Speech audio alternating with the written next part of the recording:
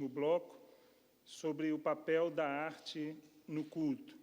O objetivo dessa palestra é entender que a beleza e a arte podem contribuir para o culto público, observando suas bases bíblicas e suas perspectivas atuais. Então, nós precisamos entender que a arte, ela tem lugar no culto para glorificar a Deus, mas ela precisa estar de acordo com a palavra, com base bíblica. Eu vou ler o conteúdo e nós iremos seguir já para o que é arte, mas eu quero fazer um comentário também para os irmãos. Nem sempre é fácil entender o que é artístico e o que não é. Frequentemente há perguntas sobre o assunto, já que há obras de arte, está entre parênteses, né, que não parecem arte para os olhos de um grupo, enquanto que outro grupo acha que elas são geniais. Boa parte da arte que se produz atualmente não é entendida e os padrões estéticos não são iguais para todos. Então, é difícil entender o que é arte. Eu separei aqui uma matéria de um jornal e eu vou ler e vou comentar para vocês. Visitantes confundem óculos no chão com uma obra de arte nos Estados Unidos. Está no Planeta Bizarro do jornal O Globo. Caiatan decidiu colocar os óculos no chão para ver reações das pessoas. Outros visitantes se aproximaram e até se ajoelharam para fotografar a obra. E tem as imagens. Então, a brincadeira é feita por um jovem de 17 anos, T.G. Caiatan, decidiu colocar os óculos no chão por conta de algumas obras curiosas que estavam expostas no museu, como um bicho de pelúcia que estava enrolado em um cobertor. O jovem disse que ele e seus amigos se questionaram se o bicho de pelúcia enrolado em um cobertor realmente impressionava alguém. Para testar a teoria, Caiatan colocou os óculos no chão e se afastou. Pouco tempo depois, outros visitantes se aproximaram e até se ajoelharam para fotografar a obra de arte. Então, não há absolutismo dentro daquilo que seja ou não arte.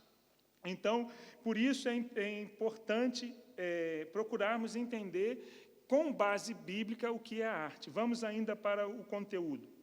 A arte envolve criatividade, comunicação e beleza. Não é realizada por todos, mas por pessoas talentosas, muitas vezes geniais, que conseguem criar obras em várias áreas para que ideias de beleza, de pensamento, de realidades ou de situações possam ser percebidos.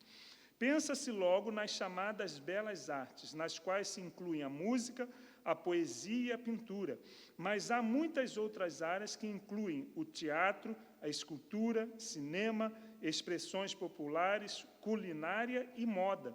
Na área cristã, e mais especificamente na área do culto, muitas vezes provoca insegurança. Será que a arte não é uma forma de exaltar pessoas, de deixar que o mundanismo entre pela porta dos fundos da igreja, que traga o orgulho para os que nelas estão envolvidos? Certamente não são preocupações justificáveis que fazem com que os líderes cristãos devam permanecer atentos e em oração nos seus respectivos ministérios que envolvam atividades artísticas. Então, a arte na Bíblia é uma realidade. Por exemplo, quando nós olhamos para a construção do tabernáculo, a palavra de Deus nos diz que o Senhor chamou Moisés e colocou capacidade e habilidade em 2 homens, Bezalel e o outro me fugiu o nome agora da memória. Eles tinham capacidade de esculpir, de bordar, de pintar, e eles confeccionaram e ensinaram a outros tudo o que deveria ser feito no templo. A Arca da Aliança, os anjos, querubins. Então, Deus deu capacidade artística para aqueles homens. Quando o templo também de Salomão foi construído, o Senhor também deu sabedoria a Salomão e ele mandou que viessem de um país vizinho homens para trabalhar na construção do templo. Trabalho artístico que glorifica a Deus. Então, a arte também glorifica a Deus. Mas aí, nós precisamos entender que há uma linha muito tênue entre arte e a própria glorificação do homem. Então, a arte na Bíblia é aquilo que já comentei com os irmãos, ela está representada em toda a Bíblia. Por quê? Deus, ele é artista. A Alice é pequenininha, e o meu pai ele é poeta, ele é escritor, tem alguns livros de poesia publicados. E a Alice, pequenininha, uma vez estava comigo no meu colo, olhou para o céu, e a gente olhando para o céu, e eu falei para ela, olha que céu bonito. E ela falou, foi Deus que pintou. Com essa expressão, o meu pai criou uma poesia baseada naquilo que ela fez, nós temos em casa. Então, uma poesia que glorifica a Deus é a arte. Mas existem outros tipos outras poesias que não glorificam a Deus. Então, nós precisamos ter um limite. É aquilo que nós estávamos falando aqui agora há pouco nos bastidores sobre a música. Porque o ser humano é estético, é belo. E Deus é belo, Ele criou todas as coisas belas. Por exemplo, nós vemos que Deus criou o Éden e colocou um jardim no Éden. Então, o Éden não é o jardim. A Bíblia diz que Deus colocou um jardim no Éden e colocou ali árvores, frutos, animais, e Adão deu nome aos animais. E nós olhamos para pássaros, nós olhamos para peixes, para tanta obra que Deus criou, e é belo, é lindo. Então, algo que é belo glorifica a Deus, algo que é artístico. Por exemplo, o nosso irmão aqui, pintor, glorifica a Deus com o dom que o Senhor deu a ele. Então, a arte ela está expressa na Bíblia, revelada na Bíblia, porque o ser humano é estético. Vamos, então. A capacidade de perceber a beleza faz parte do ser humano. Sua natureza o faz se aproximar de coisas belas, enquanto o desagradável, em condições normais, o afasta. Deus colocou no homem tanto a capacidade de apreciar quanto expressar. Por isto, no culto pode-se perceber o quanto a arte é usada na expressão de sentimentos e pensamentos, por meio das criações mais diversas. Esta é uma das principais características que diferenciam o ser humano dos animais irracionais. Juntamente por isso, a Bíblia utiliza tantos recursos estéticos na adoração. O ser humano é capaz de entender a linguagem representativa e também de criar novas formas de expressão. Então, nós não temos o costume, mas já tivemos aqui na igreja poesia para glorificar a Deus. Não é? Nós temos outros tipos de expressões. Eu não sei se os irmãos têm noção disso, mas existe uma doutrina, uma matéria na teologia que se chama homilética. A homilética é a arte de preparar uma mensagem e pregar. Então, um pregador, ele é um artista, porque ele usa os dons que Deus lhes deu para transmitir uma mensagem. Então, nós gesticulamos, nós falamos. Então, a pregação é uma arte, quanto a música, o tocar o instrumento. Então, isso deve ser usado no culto para a glória de Deus, a interpretação. Nós tivemos aqui no culto da juventude, nos 2 últimos cultos, representações teatrais para trazer, através de expressões corporais, porque não tiveram fala, essas 2 expressões teatrais, mas para transmitir uma mensagem. Então, a arte, dentro de um parâmetro bíblico, ela tem o seu lugar no culto. A arte na adoração pública. Observar as belezas da natureza era parte dos cânticos entoados pelo povo de Israel. Um destes cânticos é o Salmo 19. Olha o que o Salmo diz. Os céus manifestam a glória de Deus, e o firmamento anuncia obras das suas mãos. Então, vendo as obras de Deus, o ser humano percebe o próprio Deus. Esta semana, eu comecei a ouvir, ainda não terminei, uma palestra com um teólogo, falando, baseado no livro de Romanos, quando fala sobre a capacidade natural do homem perceber a Deus nas coisas criadas. Então, através da natureza, Deus, ele se manifesta, como nós vemos nesse salmo. Mas Deus usa também a nossa própria vida para manifestar a glória de Deus através de dons artísticos. Então, o próprio templo local, para o culto público, era uma obra de arte. Lá aconteciam momentos do mais lindo louvor e adoração coletiva a Deus. Toda a estrutura do templo, as vestes, os instrumentos fabricados, especialmente para o culto, o canto em si, a simbologia dos atos convergiam para a revelação de Deus e o tributo à sua glória.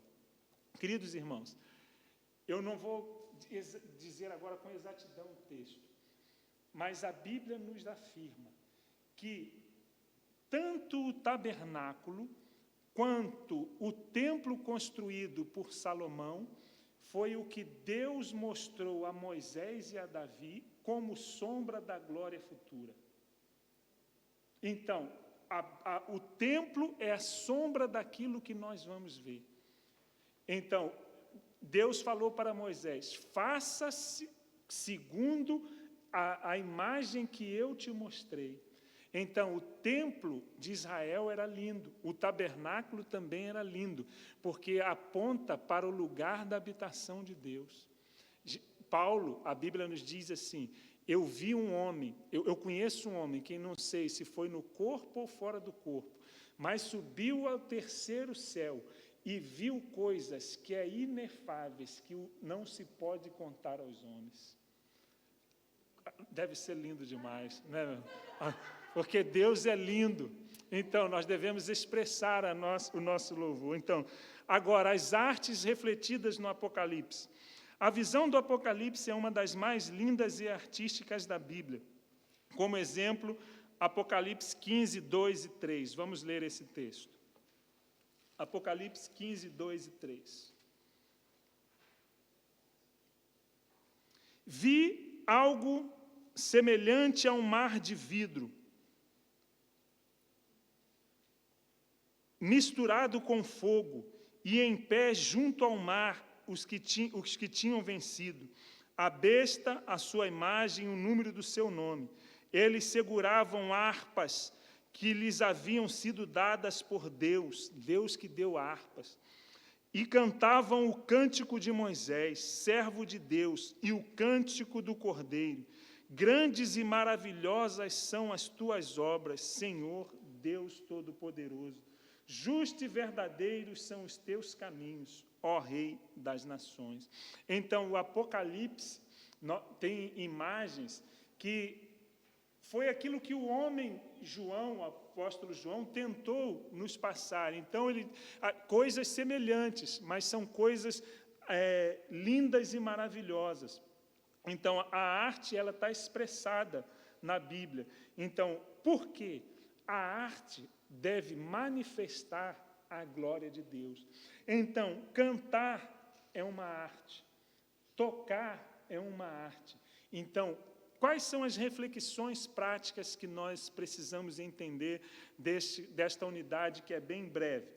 Francis Schaeffer, no pequeno livro A Arte e a Bíblia, fornece 4 padrões de julgamento para que a arte seja aplicada no ambiente cristão e como o assunto central é o culto público, pode-se pensar nesses padrões para o mesmo. Então, excelência técnica. A Bíblia nos diz que tudo que vier à nossa mão para fazer, nós precisamos fazer com toda a nossa força. Se eu vou pregar, se eu vou ensinar, eu tenho que fazer com toda a minha força, com todo o meu dom e meu talento. Se você vai tocar, se você vai cantar, você tem que fazer o melhor que você puder. Excelência técnica. O que for usado como instrumento artístico no culto é para Deus. Portanto, deve ser feito da melhor maneira possível. Mesmo que alguma pessoa não esteja ligada ao corpo de Cristo na celebração, ela deve ser levada a reconhecer que o que está sendo feito está bem feito. É certo que tal objetivo é trabalhoso, demorado e exige paciência. Nem sempre os artistas têm temperamento fácil. É verdade, irmãos? Vocês são artistas. Então, assunto da unidade 10. E podem ter de sacrificar parte do que consideram fácil para treinar mansamente seus liderados. Lembra que nós falamos que dentro de um conjunto de organização tem jovens, velhos, mestres e discípulos? Às vezes os mais velhos, os mais experientes, os que sabem mais, têm que ter paciência para treinar e ensinar os outros. É isso que o texto está dizendo. Isso é discipulado.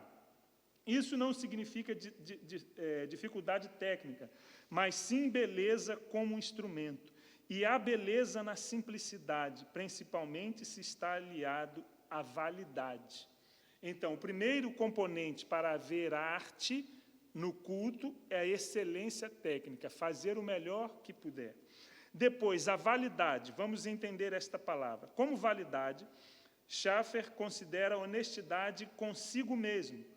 O que o artista apresentará está em concordância com o que ele realmente pensa e sente? Então, precisa ser válido para você, aquilo que você vai cantar, aquilo que você vai ministrar. Ele não está interessado em fama, está falando da motivação, dinheiro ou em agradar o seu público. Então, vou dar um exemplo aqui. Queridos irmãos, se o seu solo instrumental ou vocal é algo que Deus te deu, a sua voz, o seu talento para ministrar, fazer um solo, não é para o seu ego, mas é para edificar a igreja e glorificar a Deus, você precisa fazer o melhor que você puder. Então, nós não podemos nos retrair. As pessoas vão pensar que eu estou querendo aparecer. Não, nós estamos glorificando a Deus. Depois eu vou terminar com algo sensacional. Então, esta é uma pergunta difícil de responder a cada artista dentro do que se estiver realizando. Deve procurar respondê-la com honestidade. As verdades expressas na arte devem ser a representação do que é verdade pessoal. Depois, conteúdo. Aquilo que é artístico precisa ter conteúdo, precisa ter uma mensagem. O que é transmitido por meio da arte deve estar rigorosamente em conformidade com a Bíblia. É ela que é a referência de toda a cosmovisão do artista, a visão do mundo do artista crente. Quando a arte se chocar com a verdade bíblica, ele deve reverentemente se curvar a esta verdade e modificar o seu conteúdo. Então, se o seu conteúdo ou o nosso conteúdo não está embasado na Bíblia, precisamos mudar. É a Bíblia que é a autoridade máxima sobre a arte. Depois, a integração entre veículo e mensagem. Então, existe no canal da comunicação o veículo, a mensagem, o receptor, o emissor. Então, precisa ter integração entre o veículo e a mensagem. Isso quer dizer que aquilo que você está fazendo precisa estar de acordo com a mensagem que você está transmitindo. Veículo e conteúdo têm que combinar, tanto como o presente e o papel que o embrulha.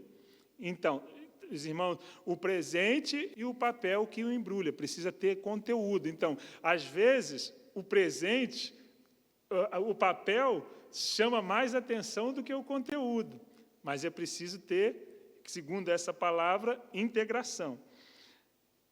Nenhuma joia dada a alguém embrulhada em folhas de jornal.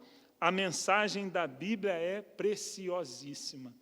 Queridos irmãos, quando a gente estuda homilética, a arte de pregar, a gente aprende que o pregador, ele faz parte da mensagem. Então, por isso tem que ter integração. Então, se isso é aplicado na pregação, também é aplicado na ministração do louvor e da arte no culto. Atualmente, há uma grande variedade artística disponível para uso nos cultos. Música, dança, poesia, teatro, pantomima, pintura, escultura, entre outras. Nenhuma precisa ser criticada, mas sim avaliada. Está bem feita? As pessoas que participam realmente creem que estão transmitindo é verdade para si mesmo? O conteúdo combina com o que a Bíblia ensina? A forma de transmissão escolhida está integrada com o que deve ser transmitido. Desta forma, certamente, a arte será uma ferramenta importante no culto. Eu quero ler um texto, nós vamos encerrar.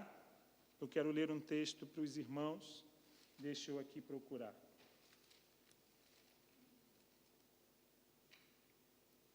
O papel da arte no culto é o que nós estamos falando.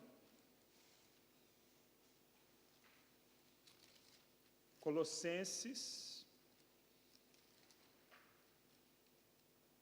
3, 23. Mas antes de ler esse texto, eu quero contar uma história. Ela é adaptada de um escritor, mas eu li em um livro que não tem nada a ver com o que nós estamos falando, um livro chamado O Ministério Pastoral na Sociedade Líquida, mas tem uma ilustração e eu guardei para contar para os irmãos nesse momento. É uma história e ela tem muitas adaptações. Disse nessa história, se eu não estou enganado, o autor é Rubens Alves, que em um galinheiro, em um terreiro para os portugueses, num galinheiro, havia um galo muito bonito e ele cantava muito bem, cantava alto, cantava bonito.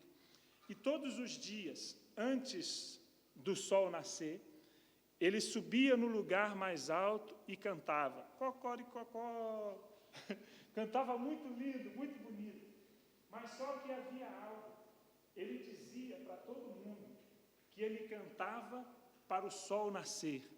E ele falava para os galos todos, os que estavam ali, os franguinhos, as galinhas novinhas, que ele cantava para o sol nascer, mesmo sabendo que em outros galinheiros também tinha outros galos. Então, já tinha sido assim com o avô dele, com o pai dele.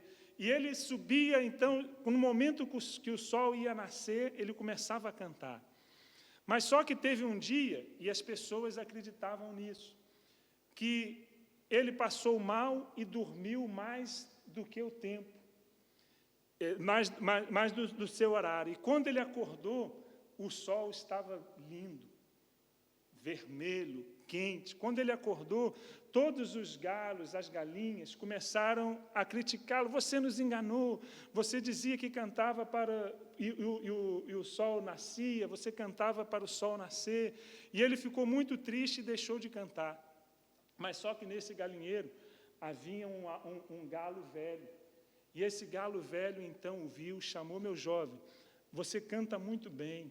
Eu sempre soube que o sol não nascia porque você cantava. Mas volte a cantar. E a história diz que na manhã seguinte, ele subiu no lugar mais alto do galinheiro e cantou cocoricocó. Cantou muito, mas foi o canto mais lindo que ele deu. Então, os outros galos correram, os galinhos, para ouvir o que ele estava fazendo. Você está cantando para o sol nascer.